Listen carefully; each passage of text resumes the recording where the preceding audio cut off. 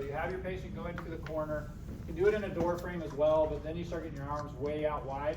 That may potentially put a little more stress on the anterior shoulder if they're stretched out this way, but use whatever you got. Chances are if they've got a door frame, they've got a corner. They should be okay.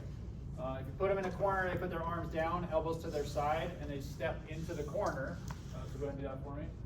I'm going to do a couple of things. So lead forward with one foot, chest up, and try and push your chest into the corner, and squeeze your shoulder blades together.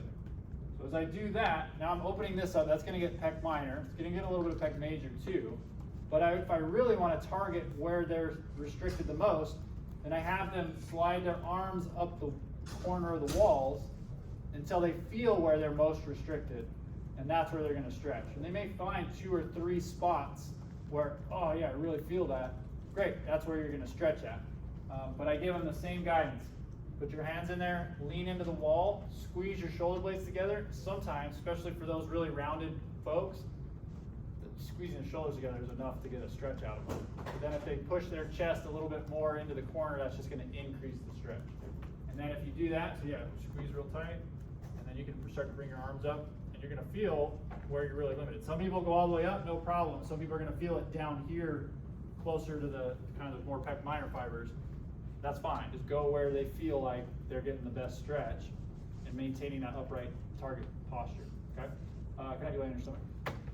So that's pec minor, head towards me. We're going to review just a couple of these other exercises, and then we're going to talk through the buckets. We've talked about thoracic regional interdependence, so we're doing a chest stretch. If this is short and tight, then what else do I probably want to look for? Weakness in like What muscles? rhomboids. Rhomboids, traps, kind of mid-low trap, those type of parascapular muscles. So short and tight, long and weak. So if I'm stretching these, probably want to strengthen these as well to complement that. Now Dr. Traeger mentioned today in lecture, right, we've really kind of debunked this idea that posture causes some of these problems. Yeah, that's probably true.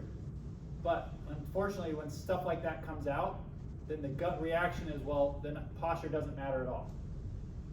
Well, no, that's not necessarily true, because when you add pain and problems into something, while the posture maybe didn't cause the pain, they have an injury, the postural deficits may contribute to that condition that's ongoing. And so just because it isn't necessarily causal doesn't mean it doesn't contribute. Because once you now have injured tissue and you change body mechanics, you've changed load on those tissues, that posture may very well contribute to an ongoing problem. We just don't have good evidence to suggest that it causes that problem in the first place, right? Makes sense? So don't abandon posture completely. So we got a good stretch. Now we want to strengthen these muscles. A good way to strengthen these muscles is, go ahead and head down for me. Arms out like this. Thumbs up. So upper trap or mid to lower trap is what we're targeting. And so the lower trap helps to upwardly rotate the scapula. So in this position, I'm theoretically targeting more of the lower trap fibers. What I like to do with this, though, is go ahead and relax your arms. Put them in that wide position, thumbs up towards the ceiling. And I do this as a 4 count. My first count is I have them squeeze their shoulder blades back and down. So ideally target the lower fiber, the fibers of the lower trap. So squeeze together and down. And a lot of times if they've got a motor control problem, they may not be able to figure out how to voluntarily move their scapula that way. And so we might just work there to begin with, and I may not take this piece out of it. If they can't volitionally go back and down, well, I gotta teach you how to go back and down, right? And target that motor control problem. But if they can do that, back and down, they can squeeze here, that's a 1. While you hold that together, lift your arms up 4 or 5 inches. And hold it. That's 2. Then while maintaining this contraction, lower your hands back down. That's 3, and then relax. That's my 4 count. But a lot of times they'll have they do this just fine, but they have a really hard time then controlling their scapula while they lower their hands down back to that position. So that's really where I want to target them. So again, it's in this position, backing down, nice good squeeze, lift your hands up, keep this squeeze, lower your hands down, and then pause, and then relax. And I just have to work through that. Now I may increase the length of hold to make it a little bit more challenging for them. If I'm targeting these muscles, what properties am I looking at in terms of muscle function? Strength, power, endurance. Endurance. So how does that change the parameters for which I prescribe exercises for these muscles? More reps.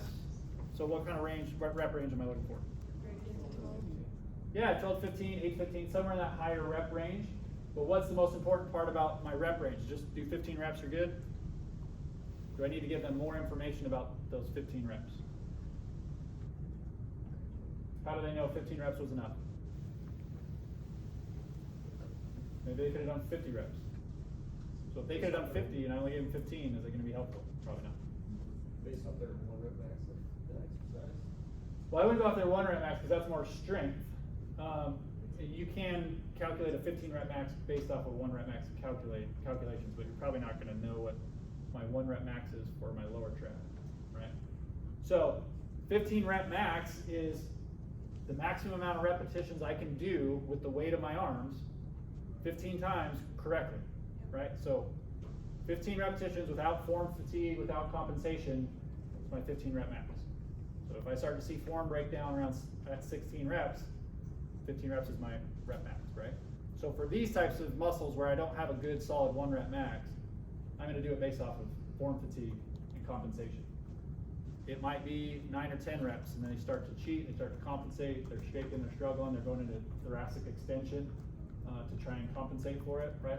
I've exceeded my rep max for that muscle, high risk, right? But yeah, higher repetitions, lower resistance, lower weight, higher repetitions for endurance, okay? Flip over on your back. As we're going to start getting into the deep neck flexor muscles as well and some of those exercises. And so, a good question about, well, do I use the deep neck flexor endurance or do I use the craniocervical flexion?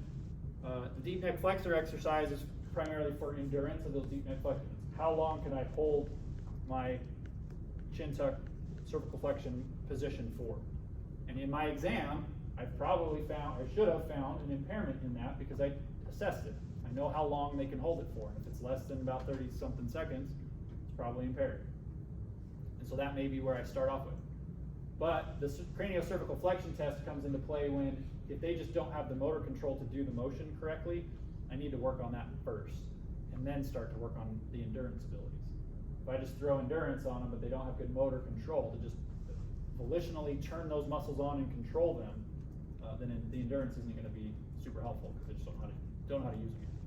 So if they don't know how to use them, a good way to start building that motor control is to teach them to do a chin tuck, and then they can lift their hands up with their head up with their hands. So go ahead and hold your head with your hands. Yeah. So you're come back just a little bit. Yep. So chin tuck, and they're going to hold their hands up like that, or hold their head up with their hands. I'll try and find a video. There we go. And they're going to hold it. And they're going to try and hold it as long as they can with their arms, maybe doing 75% of the work, and their deep neck flexors doing 25%. And then they're going to work on progressing to 50-50, 25% hands, 75% neck, and then 100%. Go ahead and rise. But you're initially going to teach them how to do a chin tuck, and if they're struggling to do this, and I can use that biofeedback cuff to stage that based on the amount of millimeters of mercury I want to increase, and I can start there, teaching them how to use that to build their